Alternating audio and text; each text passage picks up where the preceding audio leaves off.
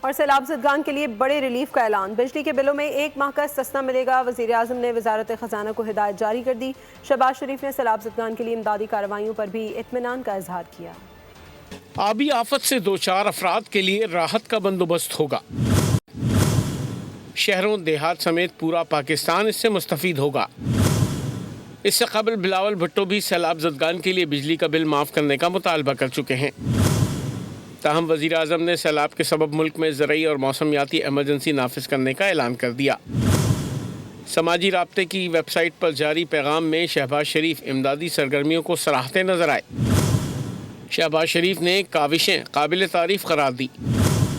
کہا اس قدرتی آفت سے بے پناہ مسائل اور چیلنجز نے جنم لیا۔ ہمارے کسانوں، مزدوروں، خواتین اور بچوں نے غیر معمولی ہمت کا مظاہرہ کیا ہے۔ پاکستانی قوم مصیبتوں اور صعوبتوں کے سامنے ہتھیار ڈالنے سے انکاری ہیں۔